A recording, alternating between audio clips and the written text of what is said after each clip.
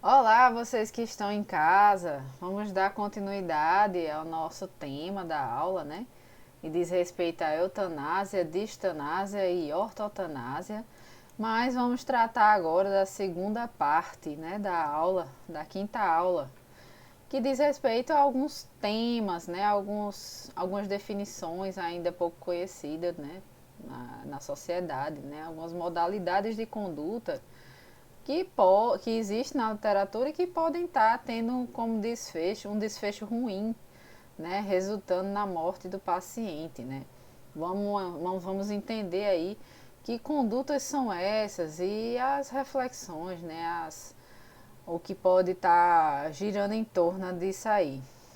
A primeira conduta, a primeira modalidade de conduta que pode resultar na morte do paciente diz respeito ao agente, mesmo tendo condição, a gente pode ser o profissional de saúde, né, ou até mesmo um familiar, mas que essa pessoa, mesmo tendo condição, obrigação de prestar um serviço, uma terapia, uma medicação ao paciente, não o faz convicto de que estará abreviando o seu sofrimento, o que resulta na morte. Então, tem pessoas que tomam por liberdade própria a decisão de que aquele paciente já vai morrer e que ele não precisaria daquele opioide ou daquela medicação, no sentido de não prolongar a vida dessa pessoa porque acredita que ela está sofrendo demasiado.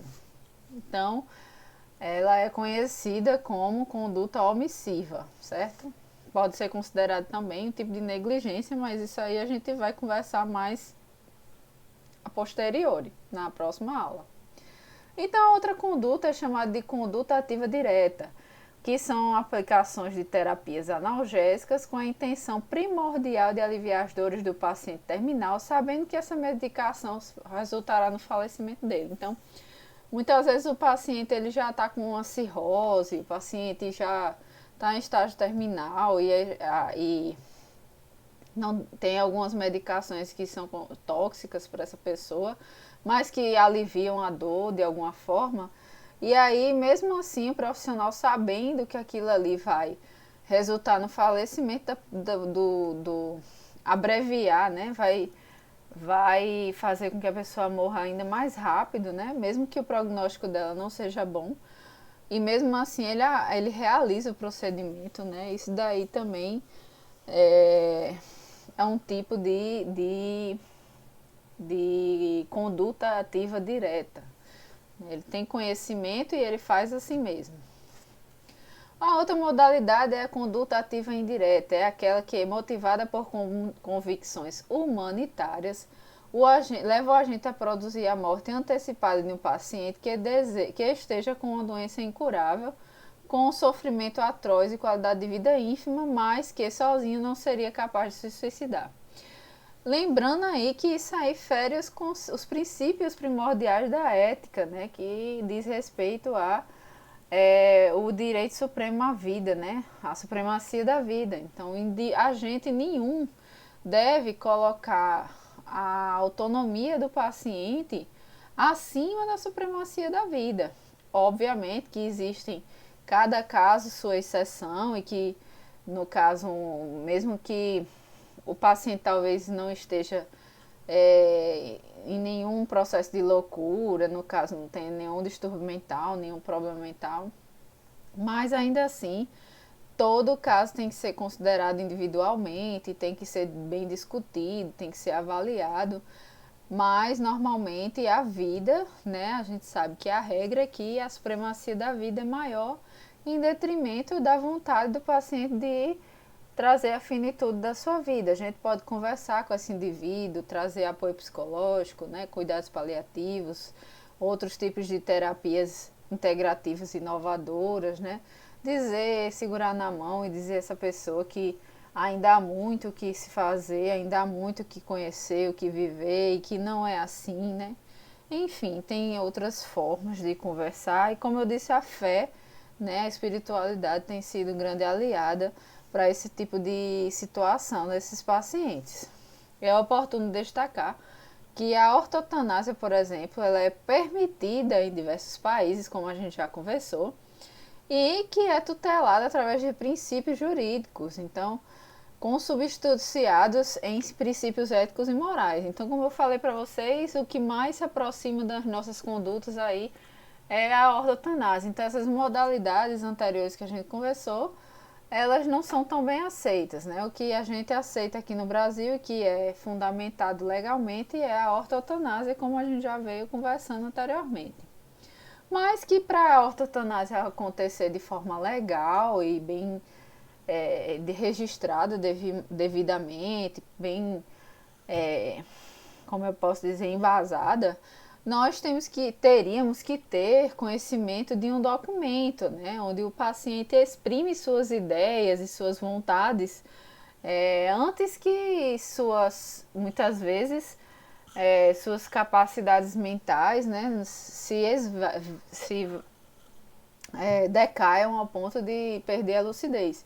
E aí esse documento iria assegurar suas vontades, né, sua autonomia de decisão. Né? Não existe aqui no Brasil o testamento vital, né?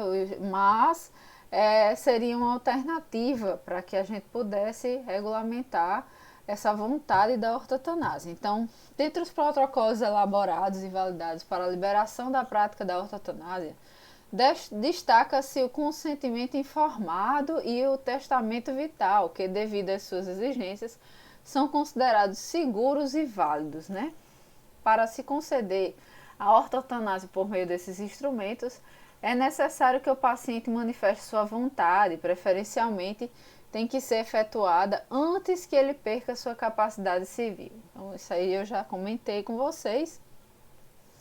É extremamente importante que quando ou se a gente conseguir embasamento teórico suficiente para trazer o testamento vital aqui, a gente possa registrar isso aí de forma a assegurar a autonomia desse paciente em tomar decisões, né, para quando suas capacidades não estiverem mais em sua perfeita funcionalidade. Então, o testamento vital, ele é um documento amplamente utilizado nos Estados Unidos e que obedece uma formalidade rígida em que a pessoa determina de forma escrita o tratamento a que vai se submeter ou não.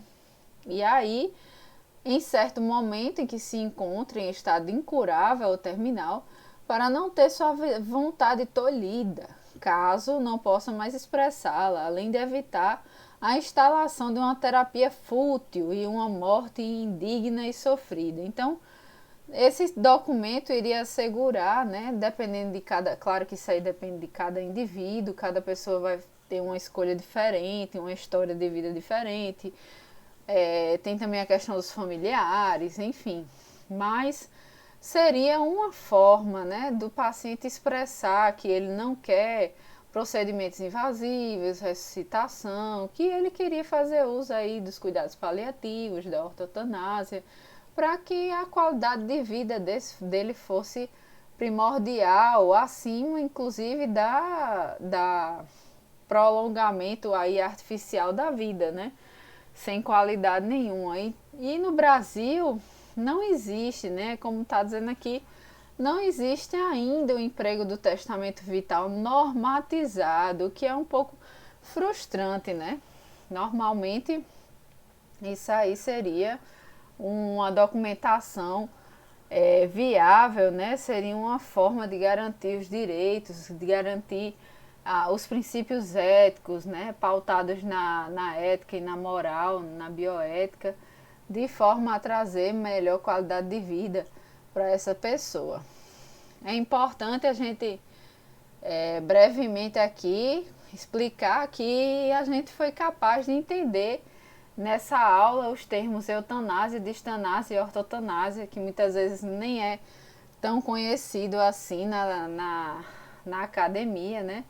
Muitas pessoas desconhecem esses termos, não sabem o seu uso e também não sabem a questão legal que envolve, né, esses conceitos. E eu acredito que essa aula foi imprescindível para que pudesse adicionar esse conhecimento à vida de cada um de vocês. Espero que tenha sido uma boa aula, né? E precisando, vocês podem se aprofundar, né? Saber, foi possível também da gente conversar a respeito do testamento vital, não é isso? Algumas pessoas também nem sabiam desse termo, que não seja esse termo, mas que aqui no Brasil se implemente um termo parecido ou algo que seja, que garanta, né, os direitos desses indivíduos. E agora nós vamos ficar aí com a aula seguinte, que vai ser com relação à boa comunicação, principalmente no contexto da saúde e no contexto laboral também. A próxima aula nós vamos tratar de quais são os parâmetros para que a gente possa estar identificando os tipos de comunicação e como essa comunicação possa se fazer de maneira mais tranquila, mais correta, né? Que seja uma boa comunicação. Aqui estão algumas referências para embasar os estudos de vocês. Eu espero que vocês tenham gostado da aula e até a próxima.